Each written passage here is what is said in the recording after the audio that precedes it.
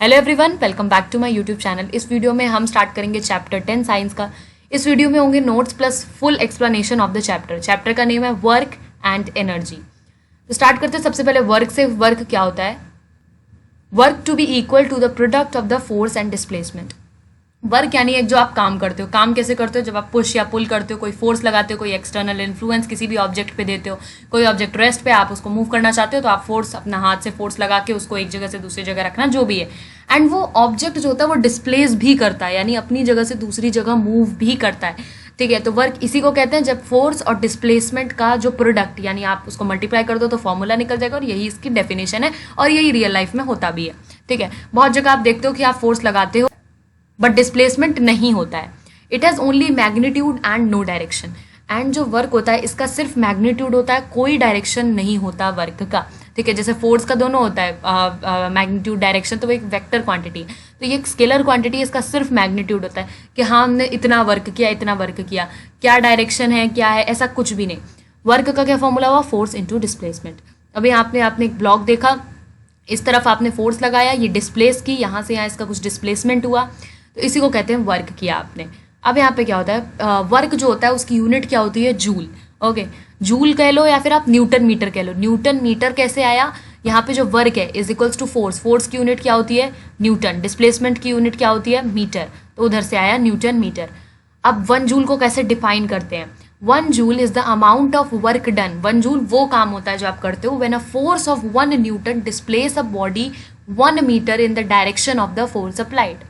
मतलब यहाँ पे अब देखो डायरेक्शन का इन्वॉल्वमेंट नहीं है, लेकिन हाँ जिस तरफ भी आप डायरेक्ट फोर्स लगाओगे ऑब्जेक्ट उसी तरफ मूव करेगा, उसके अपोजिट में मूव करेगा नहीं, तो वो जस्ट डेफिनेशन में इंक्लूड किया है।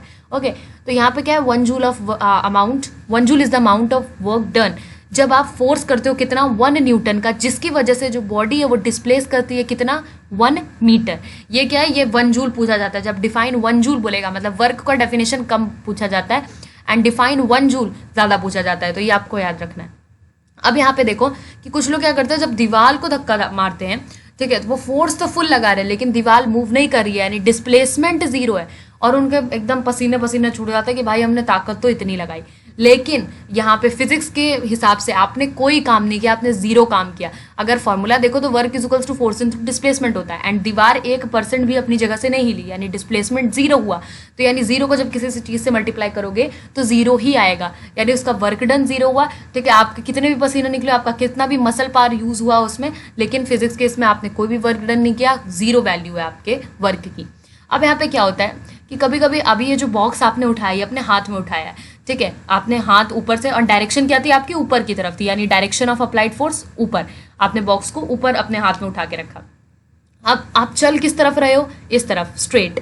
ओके, इस केस में क्या होता है कि जो आपका वर्क है वो 90 डिग्री है, तो यहाँ पे अभी आप आगे पढ़ोगे कि work is equals to force into displacement cos theta लग जाता है। ओके, उसमें आपका जो कॉस 90 है उसकी वैल्यू 0 होती है, उसकी वैल्यू कॉस 90 की। तो यहाँ पे भी आपने कोई काम नहीं किया, इन दोनों ही केसेस में कोई काम नहीं हुआ। अभी ये जो फॉर्मूला है work is equals to force into displacement, इसमें एक और लग जाएगा force into displacement into cos theta, जिसमें कॉस थीटा आपका एंगल में आ जाता है। यहाँ पे आपका एंगल क्या बना? जब आपने फोर्स ऊपर लगाया, यानी आपको बॉक्स को ऊपर उठाया ना, ठीक है, एंड आप चल सीधे रहे हो, ठीक है, आपको उसको डिस्प्लेस एकदम सीधा कहीं जाके उसको रखना है, तो वो जो है 90 डिग्री बनता है। 90 कॉस 90 की वैल्यू होती है 0, इसलिए यहाँ पे भी आपने कोई काम नहीं किया।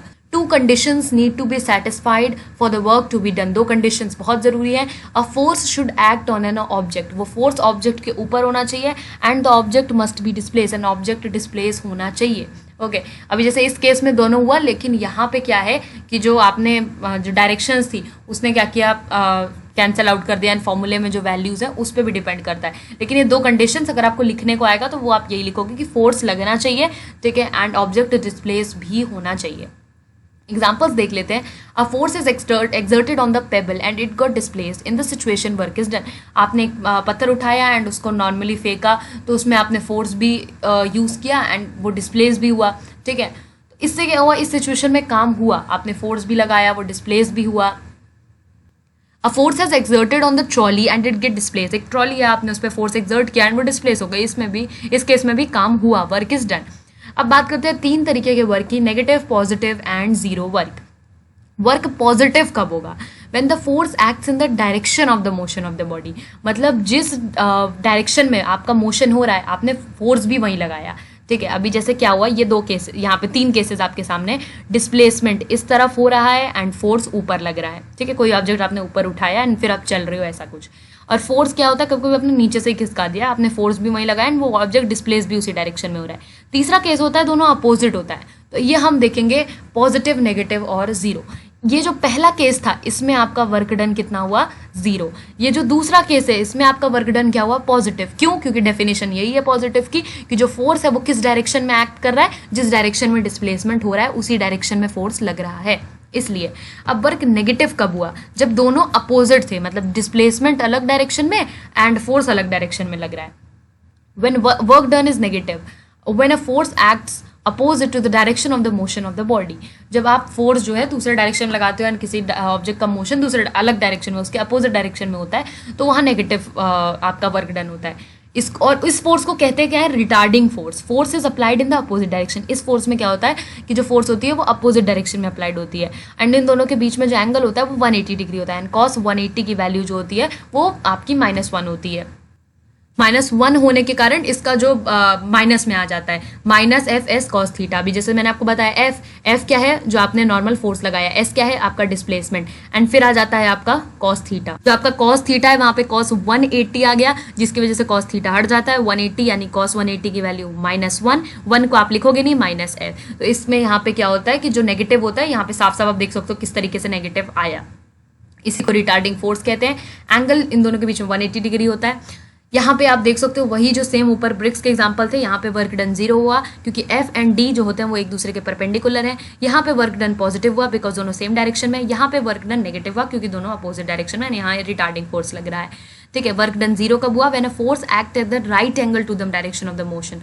राइट एंगल पे होता है या फिर ऑब्जेक्ट डिस्प्लेस ही नहीं हो रहा है, यहाँ पे डिस्प्लेस ही नहीं हो रहा तो वो कोई बात ही नहीं आती right angle and wrong angle की, जो भी है।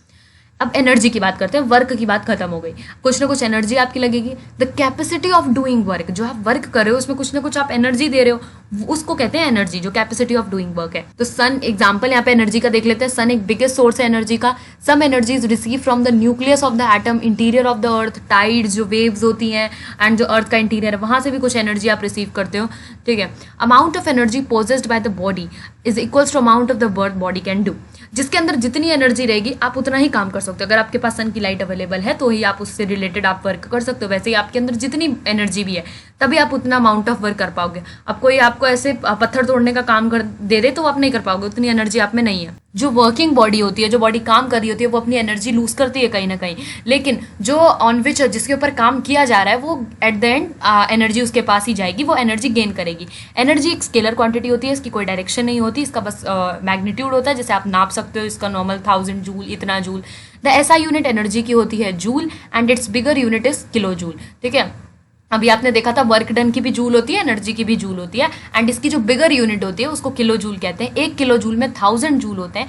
The energy required to do 1 joule of the work is called a 1 joule of energy. 1 joule of energy की डेफिनेशन पूछी जाती है, 1 जूल ऑफ वर्क डन का अलग आपने देखा ऊपर। 1 जूल ऑफ एनर्जी यानी जितनी भी एनर्जी लगेगी 1 जूल ऑफ वर्क करने में, उसी को कहते हैं 1 joule of energy. Forms of energy को कुछ बच्चों को 1 जूल ऑफ एनर्जी पूछा जाता है तो 1 जूल ऑफ वर्क डन लिख देते हैं, वो इतना सिंपल डेफिनेशन 1-2 नंबर में ही पूछते हैं। फॉर्म्स ऑफ एनर्जी क्या होती है, mechanical energy, heat energy, chemical energy, electrical energy and light energy, ये इतनी प्रकार की एनर्जी होती है। अभी तो हम मैकेनिकल एनर्जी पढ़ेंगे जिसमें आता है potential energy plus kinetic energy. सबसे पहले काइनेटिक एनर्जी देखते हैं। Kinetic energy is the energy possessed by any object due to its motion. अगर कोई ऑब्जेक्ट मोशन में है, कोई बॉल जो है आप ऊपर से फेंक रहे हो, ठीक है, छत से, तो वो जब वो मोशन में आएगी तो उसके अंदर आ जाती है काइनेटिक एनर्जी, लेकिन जैसे ही जाके वो जमीन में एकदम रेस्ट में आ जाएगी तो उसके अंदर आ जाएगी पोटेंशियल एनर्जी, ठीक है। कोई भी ऑब्जेक्ट मोशन में, अगर आप वॉक कर रहे हो, ठीक है, तो आपके अंदर आ जाती है काइनेटिक एनर्जी। जैसे ही आप रुकते हो आपके अंदर वो सारी काइनेटिक एनर्जी कन्वर्ट हो जाती है किसमें, पोटेंशियल एनर्जी में। ओके, तो काइनेटिक एनर्जी जो भी ऑब्जेक्ट मोशन में रहता है उसके अंदर आती है। The kinetic energy of an object increases with its speed. लेकिन अगर आपकी स्पीड इंक्रीज हो रही है यानी आपके अंदर काइनेटिक एनर्जी भी इंक्रीज हो रही है। ओके, ये कॉमन सी बात है। अगर आपने वो भी सुना होगा कि जो खाना होता है, जो गर्म खाना होता है, उसका जो अरोमा है वो फैलता रहता है क्योंकि उसके जो मॉलिक्यूल्स है उसमें जैसे जैसे उसमें जो गर्म होने के कारण उसकी काइनेटिक एनर्जी बढ़ती है, जिसकी वजह से वो ज़्यादा स्पीड गेन करता है एंड वो ज़्यादा दूर तक खुशबू जाती है। Okay, Kinetic energy of a body moving with a certain velocity is equal to the work done on it to make it acquire that velocity. अभी देखो काइनेटिक एनर्जी कैसे आएगी, ठीक है। जब आप मूव करोगे, मूव आप कैसे करोगे, कुछ ना कुछ आपको खुद से अपनी बॉडी पे वर्क डन करना होगा, या अगर आपको बॉल फेंकनी है तो भी आपको हाथ से बॉल को पिक करना होगा एंड उसे ड्रॉप करना होगा। इसमें भी कुछ ना कुछ वर्क डन लगेगा। वर्क डन आप ही कर रहे हो ताकि उस बॉडी में कुछ ना कुछ वेलोसिटी आए। उस वेलोसिटी आने के कारण ही काइनेटिक एनर्जी आएगी। वही चीज़ यहाँ पे लिखी हुई है। काइनेटिक एनर्जी किसके इक्वल होती है, वर्क डन जो आप करते हो उस बॉडी में ताकि उसके अंदर वेलोसिटी आ जाए। तो ये दोनों चीज़ें इक्वल रहती हैं। या तो आप ये कहो कि कोई ऑब्जेक्ट मोशन में है तो उसके अंदर काइनेटिक एनर्जी आएगी, या आप ये कहो कि उसके अंदर वेलोसिटी आ गई, यानी उसके अंदर कुछ ना कुछ वेलोसिटी आ गई तभी तो वो मोशन में। काइनेटिक एनर्जी कब आई, जब जो तीर है वो एकदम से जब वेलोसिटी उसने अटेन की। अब यहाँ पे देखते हैं कि जो आपका डेरिवेशन है, अगर आपको याद हो कि जो आपका थर्ड लॉ ऑफ मोशन होता है v² - u² is equals to 2as, उसमें आप s को इधर ही रहने दो, यहीं से डेरिवेशन स्टार्ट है, s को इधर ही रहने दोगे एंड 2a नीचे चला जाएगा। और आपको पता है कि force is equals to mass into acceleration होता है। अब यहाँ पे आप, और वर्क डन क्या होता है, फोर्स इनटू डिस्प्लेसमेंट। तो ये फोर्स यहाँ पे अगर आपको पता हो, इसके पहले आप ये स्टेप कर सकते हो अगर आपको याद न रहा हो, force into S displacement, and S यहाँ पे आपने जो आपका थर्ड लॉ ऑफ मोशन होता है उससे निकाल लिया, एंड फोर्स की वैल्यू होती है मास इनटू एक्सेलरेशन, ये आपने यहाँ से निकाल लिया। अब क्या करना है, ये जो 2 है इसको आपने बाहर, m और जो 2 है उसको आपने बाहर कर लिया, and v² - u² upon 2a, a से a कैंसल आउट हो गया, जो 2 है वो बाहर m के साथ आ गया तो हाफ m बाहर आ गया, एंड v² - u² ब्रैकेट में आ गया। अब अगर हम इनिशियल वेलोसिटी को 0 मान ले, क्योंकि इनिशियल वेलोसिटी तो कुछ होती नहीं है, ठीक है। अगर आप रेस्ट से किसी ऑब्जेक्ट को स्टार्ट करो तो उसकी इनिशियल वेलोसिटी नहीं होगी, वो बाद में अपनी फाइनल वेलोसिटी गेन करेगा। तो अगर आप इनिशियल वेलोसिटी को 0 मारो तो हाफ mv² जो होती है वो आ गई आपकी काइनेटिक एनर्जी। ओके, ये इसका डेरिवेशन है, ये आपको याद रखना, छोटा सा है। अब बात करते हैं पोटेंशियल एनर्जी की। The energy get stored due to the work done on the object. जब भी क्या होता है, जो कोई ऑब्जेक्ट रेस्ट पे होता है, ठीक है, या रेस्ट ऑब्जेक्ट पे काम किया जाता है, जो उसके अंदर जो एनर्जी स्टोर्ड होती है वो पोटेंशियल एनर्जी होती है।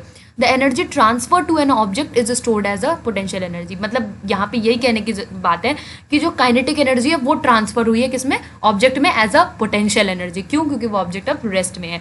It is not use to cause a change in the velocity और स्पीड। ये इसलिए, ये जो पोटेंशियल एनर्जी है ये इसलिए नहीं यूज़ की जाती, ठीक है। कोई भी जो इंसान वर्क डन कर रहा है उसके द्वारा ये किसी ऑब्जेक्ट की वेलोसिटी या स्पीड चेंज करने के काम नहीं आती है। Potential energy of an object at a height. अगर आप एक ऑब्जेक्ट को एक हाइट पे रखते हो तो क्या होगा, an object increases it's energy when raised through a height. जब आप उसको एकदम हाइट पे ले जाते हो तो उसकी एनर्जी ऑब्वियसली बात है बढ़ेगी। This is because work is done on it against a gravity while is being raised. तो जब किसी ऑब्जेक्ट को आप एकदम ऊपर हाइट में ले जाते हो, क्यों, क्योंकि आप उसको अगेंस्ट ग्रेविटी ले जा रहे हो। आप एक काम ही कर रहे हो, आपने अपने हाथ में कोई भी ऑब्जेक्ट उठाया एंड आप उसको अलग अपवर्ड डायरेक्शन में लेके जा रहे हो। आपने हाथ में भी ऊपर उठाया एंड आप लेके भी उसको हाइट पे जा रहे हो, तो दोनों फोर्स और जो डिस्प्लेसमेंट है वो एक ही डायरेक्शन में हो रहा है।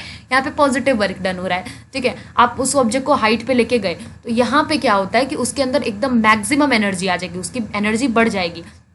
The energy present in such an object is the gravitational potential energy. और ऐसी एनर्जी जो इन ऑब्जेक्ट्स में स्टोर रहती है, जो एकदम हाइट पे ले जाते हैं, उनके अंदर होती है ग्रेविटेशनल पोटेंशियल एनर्जी स्टोर। अब यहाँ पे एक और, यहाँ पे वही सेम चीज़ है कि work done is equals to force into displacement होता है। यहाँ पे आपका फोर्स होता है मास इनटू एक्सेलरेशन। यहाँ पे एक्सेलरेशन किसके अगेंस्ट किया गया है, ग्रेविटी के अगेंस्ट किया गया है, तो यहाँ पे जी ले लिया। एंड डिस्प्लेसमेंट के क्या हुई है, आप उसको एक हाइट पे लेके गए हो तो यह एच आ गया। तो ये पोटेंशियल एनर्जी का ये आ गया फॉर्मूला, ये छोटा सा डेरिवेशन है इसका। तो पोटेंशियल एनर्जी का आ गया mgh एंड काइनेटिक एनर्जी का हाफ mv²। यहाँ पे देख लेते हैं मोर टू नो में, the potential energy of an object at a height depends on the ground level और the zero level you choose. कि आपने जो पोटेंशियल एनर्जी एक हाइट नापी है वो आपने कहाँ से नापी है, कि आपका क्या ग्राउंड लेवल है, क्या उसका लेवल है। जो ग्राउंड लेवल होगा, जो भी आपका जीरो लेवल होगा, उससे जितना भी ऊपर, जितनी भी आप हाइट ले जा रहे हो वो आप वैल्यू यहाँ पे रखोगे। An object in a given position can have a certain potential energy with respect to one level and a different value of the potential energy with respect to another level. एक object है given position में, एक उसकी अपने level पे potential energy होगी जो उसके अंदर स्टोर होगी, एक उसकी जो दूसरे लेवल, जो ग्राउंड लेवल है, उससे कितनी पोटेंशियल एनर्जी, जिसको आप ग्रेविटेशनल पोटेंशियल एनर्जी कहते हो, वो होगी उसकी। Law of conservation of energy क्या होती है? According to this law, energy can only be converted from one form to another. It can neither be created nor be destroyed. The total energy before and after the transformation remains the same. मतलब energy कभी भी create नहीं होती या आप energy को destroy नहीं कर सकते, वो हमेशा एक फॉर्म से दूसरे फॉर्म में कन्वर्ट ही होगी. ठीक है, इसलिए जो टोटल एनर्जी आपके यूनिवर्स में वो हमेशा सेम ही रहती है. ठीक है, सिर्फ जो काइनेटिक एनर्जी, अगर आप रुक गए तो वही पोटेंशियल एनर्जी में बदल जाएगी. अगर आप चलने लगे या किसी ऑब्जेक्ट को आपने मोशन में डाल दिया तो वही जो पोटेंशियल है वही काइनेटिक में आ जाएगी. तो ये है, ये लॉ बहुत बार पूछा जाता है, तो आप इसको पूरा एज इट इज स्टेटमेंट आपको याद रखना है. Potential energy plus kinetic energy क्या रहती है आपकी? कांस्टेंट. अगर आप इन दोनों को ऐड कर दो तो ये constant mgh plus half mv² is equals to constant. When the object is about to reach the ground, height is equals to 0 and v will be the highest. अब यहाँ पे बेसिकली क्या बताया है, जब किसी हाइट पे खड़े हो, किसी बिल्डिंग के एकदम टॉप पे खड़े हो, तब क्या करते हो आप? वहाँ से कोई ऑब्जेक्ट ड्रॉप करते हो. तो जब वो ऑब्जेक्ट नीचे आता रहता है, ठीक है, तो उसकी हाइट धीरे धीरे कम होती जाती है. एंड एक ऐसा टाइम आएगा जब हाइट एकदम 0 हो जाएगी. ठीक है, जब वो ऑब्जेक्ट नीचे पहुँचने वाला होगा, तब उसकी जो वेलोसिटी होगी, जो आपकी फाइनल वेलोसिटी है, वो एकदम हाईएस्ट पे होगी, मतलब बढ़ती जाएगी धीरे धीरे. Therefore the kinetic energy would be largest. And उस टाइम पे जब वो ज़मीन को टच करने वाली होगी, तब बहुत ज़्यादा हाईएस्ट उसकी काइनेटिक एनर्जी रहेगी एंड पोटेंशियल एनर्जी कम रहेगी. अब बात करते हैं पावर की. पावर वही कॉन्सेप्ट था जो अभी हमने पढ़ा, ठीक है, जो आपके बुक में है. Power is defined as the rate of doing work और the rate of transfer of energy. ठीक है, वर्क के साथ साथ आप टाइम का भी ध्यान देने लगते हो तो उसको पावर कहते हैं कि कितने टाइम में आपने कितना वर्क कर लिया, इतनी पावर आपके अंदर है. तो रेट ऑफ डूइंग वर्क लिखो डेफिनेशन में, या फिर rate of transfer of energy, एक ही बात है. Power is equals to work upon time, ये इसका फॉर्मूला है. The unit of power, power की यूनिट होती है watt. In the honour of James Watt, James Watt के जो ऑनर है, उन्होंने जो डिस्कवर किया था ये 1736 to 1819 इनका बर्थ टू डेथ डेट है. Power is 1 what when 1 joule work is done in 1 second. Power का ये डेफिनेशन है, पावर का नहीं, ये 1 वॉट का डेफिनेशन है. मतलब 1 what, 1 joule of work, 1 joule of energy, इन्हीं का पूछा जाता है. 1 वॉट का क्या हुआ? जब 1 जूल आप वर्क करते हो 1 सेकेंड में. 1 watt is equals to 1 joule upon 1 second. और या फिर आप इसकी वॉट कह दो या तो यूनिट, या फिर कह दो जूल पर second. Larger rates of energy transfer is expressed in the kilowatts. जब बहुत ज़्यादा एनर्जी ट्रांसफर होती है तो उसको किलोवाट्स में दिखाया जाता है. 1 किलोवाट जो होता है उसमें 1000 वॉट्स होते हैं. ठीक है, वही आपने सेम यूनिट में बताया गया है. ठीक है, जूल पर सेकेंड एंड ये किलोवाट में. तो इतना आपको याद रखना, 1 किलोवाट में 1000 वॉट्स होते हैं. एंड जो लार्जर रेट्स जो होती हैं एनर्जी की, मतलब जो लार्ज पावर्स होती हैं, वैल्यूज होती हैं, उनको किलोवाट्स में दिखाया जाता है. Average power is equals to, average कैसे निकालोगे? टोटल जितना वर्क डन किया अपॉन टोटल टाइम. इस वीडियो के लिए इतना ही, मिलेंगे नेक्स्ट वीडियो में. आई होप आपको चैप्टर बहुत अच्छे से समझ होगा. अगर आपको कोई भी डाउट हो, कोई भी और क्वेश्चन एंड आंसर, कोई MCQ चाहिए हो, तो आप कमेंट डाउन कर सकते हो. इस वीडियो के लिए इतना ही, मिलेंगे नेक्स्ट वीडियो में. Thank you.